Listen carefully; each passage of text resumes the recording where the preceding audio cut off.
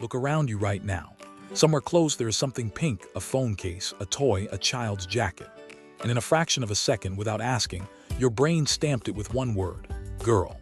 You did not choose that reaction. It was installed. That reflex feels ancient, natural, obvious. It is none of those things. The rule that pink belongs to girls is younger than your grandmother. And for most of history, it was the exact opposite. 100 years ago, putting your baby boy in pink was the expert advice. Not a quirky exception. The recommended, sensible, respectable choice. By the end of this, you will never look at a pink nursery the same way again. Because nobody is born knowing pink is for girls. Somebody sold it to you, and we can name them. 3 things locked it in: an old idea about strength, a hungry marketing machine, and one new medical scan. Start with the strangest part. For centuries, the color of a baby was not pink or blue, it was white. Every infant, boy or girl, wore the same plain white dress. Not for months, for years. Boys stayed in dresses until 5, 6, even 7, until a ritual called breeching gave them their first trousers. A boy in a dress was not strange. It was simply childhood, the same for everyone. Why white? It was practical. White cotton could be boiled and bleached clean. And a white gown could be handed down to the next baby, whatever the gender. No daughter color, no son color, just laundry. Brothers and sisters wore the very same gown, one after another. Cloth was precious, gender was not the point. If that sounds unbelievable, look at the old photographs. A future American president sits there as a toddler in a white dress with long curls.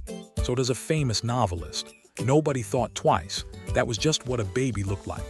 For 300 years, that was completely normal.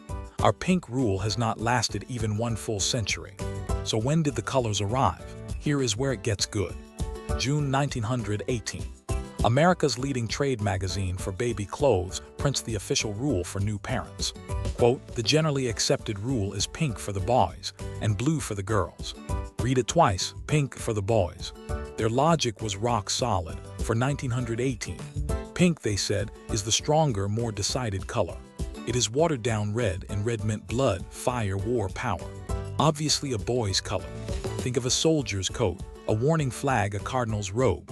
That was pink's family. Blue was the delicate one, soft, dainty, the color of the Virgin Mary. Pretty for a little girl. Strength for him, sweetness for her. They were that confident, and as it turns out, that wrong.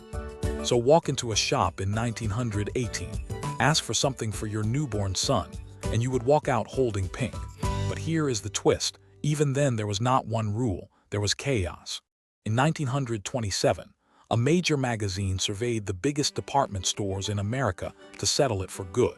The result was a draw. 6 stores said pink was for boys, 4 said pink was for girls. A coin flip, that is all it was. No tradition, no biology, no ancient law. Just a country full of shops shrugging and guessing. Parents simply guessed, dressed the baby, and moved on. The color carried no meaning at all, which raises the real question. If it was a coin flip in 1927, who flipped it? Who turned a guess into an iron law you still obey today? The answer is not science, it is sales. First, fashion lit the fuse. In 1937, an Italian designer launched a loud electric pink she called shocking pink. She splashed it across gowns, perfume bottles, and ads. It was the first time one shade of pink became a brand. Pink was becoming a statement again, but this time aimed squarely at women. Then in the 1940s, American factories and stores quietly picked a side and stuck to it. Pink for girls. Not because anyone proved it right, because one standard is easier to sell than confusion. A rule moves more product. Sort the boys and girls by color from birth, and a family must buy 2 of everything. Confusion was leaving money on the table. Then the rule got famous. 1953, a new First Lady wore a pink gown sewn with over 2,000 rhinestones. She drowned the White House in the color, until reporters called it the Pink Palace. The shade got her name, and millions of housewives raced to copy it. Magazines, films, shop windows, all singing the same note. Pink meant you were doing womanhood right. By 1957, Hollywood was singing about it. An entire musical number called Think Pink. The message everywhere at once: pink is femininity, pink is being a woman. Soon a girl without pink looked like a mistake. The color had become a uniform. The historian who traced all this found pink did not truly dominate as the girl color until the 1950s, and it was not universal until a generation later. The rule you think is timeless is younger than color television. Now I know what you are thinking. Come on, girls just like pink. It is natural. My daughter is obsessed with it and nobody taught her. Fair. Let us actually test that. Scientists went looking for pink-loving girls where the marketing never reached. Remote villages in the Amazon, highlands of Vanuatu, forests of Congo, no pink toy aisles, no princess films, no baby showers. The result? Nothing. Girls there showed no special love for pink. Boys and girls picked colors the same. Then they checked city kids, soaked in global culture from birth. And there it was, girls reaching for pink. Same children, same age, a different world. The only thing that changed was what surrounded them. The final nail, the preference is not there at birth. It switches on around age 2. Hand a 1-year-old a tray of toys and pink means nothing. A year later, it means everything. Right when a toddler learns which group she belongs to and which color that group is supposed to wear. Studies that claimed pink was wired into the female brain were misread headlines. The data never said that. What looks like instinct is really a lesson, taught so early we mistake it for nature. Nobody is born loving pink. They learn it, and they learn it fast. So if it is not nature, why did pink come back stronger than ever? Here is the cynical part. By the 1970s, the color code nearly died. The women's movement pushed back, fashion went unisex. And babies happily wore green, yellow, white, whatever. Then in the 1980s, one machine changed everything, the ultrasound. For the first time, parents could know, months before birth, whether it was a boy or a girl. And retailers saw a gold mine.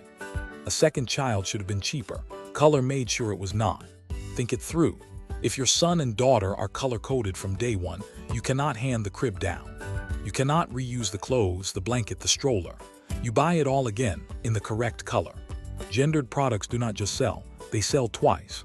Every nursery repainted, every wardrobe doubled. A whole generation sorted by color before it could speak. So pink flooded back. Pink onesies, pink bottles, pink pacifiers, pink blankets. From the first scan to the first birthday, the entire path was already painted for you. The pink baby shower. And finally, the grand finale of the whole industry, the gender reveal party. Smoke cannons, exploding cakes, each reveal louder than the last.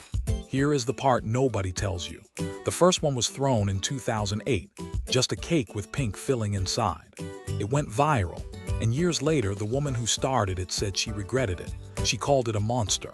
Her own daughter, she points out, grows up wearing suits. A single cake turned a color into a global industry. And if all that still feels too modern, go back further, and it flips one more time. Because long before pink was a boy's color, it was the color of powerful men. In the 1700s, a nobleman in a pink silk suit was at the absolute height of fashion. Lace silk, rose-colored velvet, the more delicate it looked, the more powerful the man who wore it. Pink was not soft, pink was expensive. Pink meant land, money, and status. The woman who made it iconic was not selling sweetness, she was selling power. The most influential woman in the French court loved it so much that, in 1757, a royal works invented a shade just for her. Kings wore pink. Generals wore pink. For centuries, the color had nothing to do with little girls and everything to do with the top. So here is where we land. The pink you call a girl color is not ancient. It is not natural. It has flipped twice within living memory. 3 different centuries, 3 opposite answers, each one certain it was natural. It is a decision, made in boardrooms, sold by a first lady, locked in by a machine that saw your baby first, and sealed with a slice of cake. Ask why pink is for girls, and the honest answer is uncomfortable, because somewhere it still sells. That pink blanket folded in the nursery, nobody in nature chose it. An ad campaign did. You were simply born after it won.